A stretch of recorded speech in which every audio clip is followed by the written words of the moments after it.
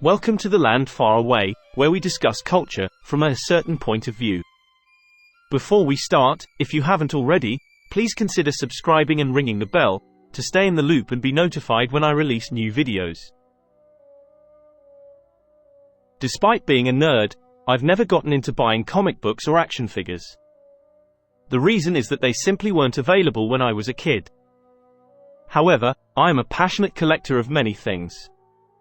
In this video, I wanted to share with you my rather unusual collection of Star Wars books. I think you'll find some of these items head-scratching.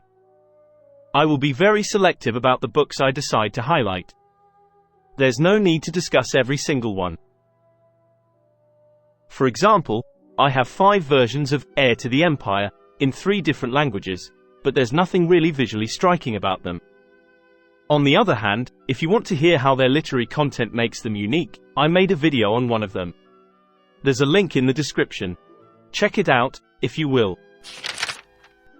With that said, let's start with some unlicensed Russian novelizations of the original trilogy.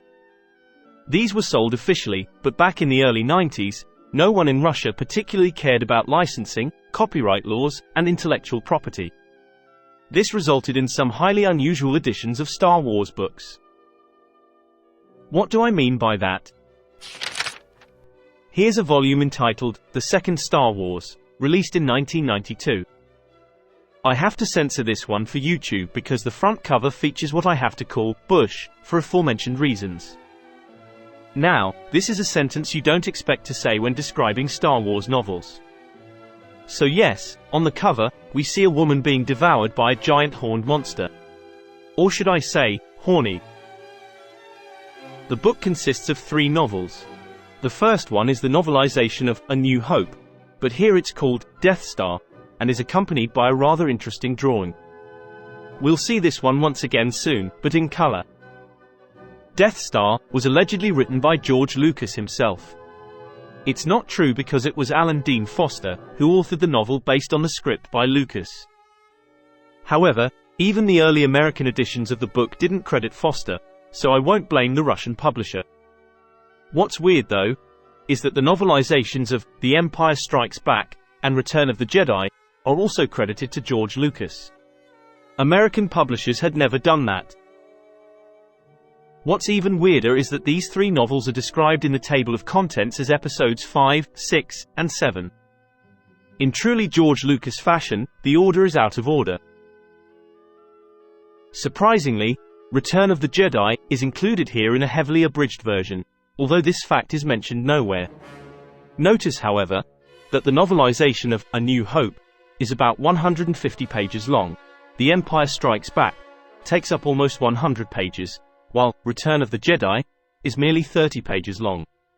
This issue will haunt several other editions from that period. On the back cover, we once again have something for the eye.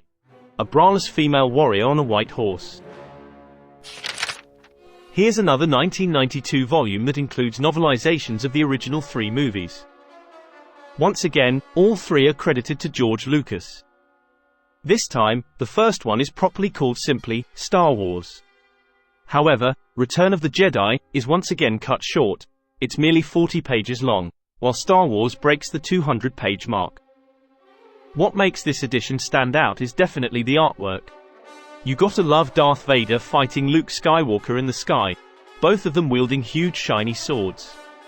In the background, we see the Death Star blowing up X-Wings. You might recognize this illustration as the same one we've seen in the previous book. Inside, we see a nice drawing of the droids. Nothing crazy here, but if you want crazy, just look at the back cover. There, we get a giant Vader with a creepy Yoda, and some more X-Wings in the background. I remember that the first Soviet review of the original movie, published in 1977, singled out a stormtrooper as one of the main heroes. Well, here we have him and Luke on the front cover of yet another 1992 publication. It looks pretty cheap compared to the previous ones, which are hardcovers. However, there are treasures to be found inside. Just look at this drawing of 3PO talking to something that looks like a 2-eyed Dianoga, while Darth Vader watches over them. Plus, there's a Jawa in the background. This looks like a weird mix of Tatooine, Hoth, and Dagobah. But just wait for the other drawing. Here we have R2 with some kind of elemental, which I have to censor once again. Let's say, while the head is shapeless, the body has all the distinct shapes of a female body. And somehow, even Bush. In the background, there's the throne room on the second Death Star, but instead of the Emperor, we have Jabba, who honestly looks like a relative of Mr. Hankey. Even though the visual side of this volume is focused on Return of the Jedi, the book features only the novelization of the original movie. This 1993 Belarusian edition brings a different kind of crazy. On the front cover, we see some satellites and a petite laser turret blowing up a planet. I wonder if the creative soul behind this artwork had Reagan's Star Wars program in mind, instead of the George Lucas trilogy of movies. It sure looks like it. If you Google Reagan's Star Wars, you'll find somewhat similar graphics from that time. So who knows? This is yet another collection of novelizations of the original trilogy. George Lucas is credited as the author of all of them. Once again, Return of the Jedi is heavily abridged. This 1993 Russian volume is really special.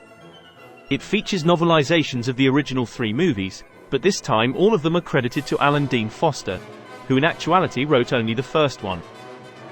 Still, that's a step in the right direction. But that's not what makes this book so notorious. Just look at the artwork. So much is going on here.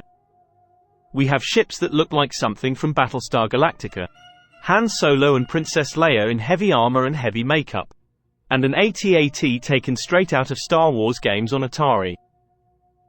Plus, there are a lot of clouds. Someone was definitely impressed by the Bespin setting. Meanwhile, the back cover features an AT-AT from behind, a race-swapped Geordie, and possibly Boba Fett. After the first wave of subpar and simply weird Russian editions of Star Wars novels, in late 1992 we saw much more quality being attached to them. Crude drawings were no more. These editions, released in Moscow, featured pictures from the actual movies, and possibly even sets, because this sure as hell is not Mark Hamill as Luke Skywalker. While George Lucas was still credited for the Star Wars novel, Donald Glut was finally mentioned as the author of the Empire Strikes Back novelization. The second volume saw the release of the Return of the Jedi novelization. Finally in full, almost 200 pages long. However, George Lucas was credited as the author, not James Caan. Speaking of Caan, for some weird reason, along with Return of the Jedi, this volume includes the Star Trek, The Wrath of Khan novelization, properly credited to Vonda McIntyre. What a lovely sign of the unity of fandoms. I'll finish up this video with some less unique items. Here for example, I have early American novelizations of the original trilogy. They are special to me, because I bought them at Powell's Books in Portland. For a book lover, a visit to that store was a fantastic experience. Here we have all the Star Wars novels by Drew Karpyshyn. I love the Bane trilogy. Too bad Revan was rather a disappointment. Still, this particular book has a special meaning to me because I took it with me when I was traveling the Trans-Siberian Railway from Moscow to Irkutsk. That's over 3,000 miles, or 5,000 kilometers. Do you remember that the old expanded universe had not only novels, but collections of short stories as well? These were often thematically linked. Here we have Polish editions of Tales from the Empire, and Tales of the Bounty Hunters. They varied in quality, but they were a fun read. Also, here's the Star Wars Encyclopedia, which is so out of date. Some would call it a piece of heresy. I could talk about these books for hours, but I guess the video already reached its conclusion a few minutes ago. I hope you enjoyed this dive into some of the weird items from my Star Wars book collection. Thank you for watching. Please like the video, share it with your geeky friends, and leave a comment. Until next time. Bye.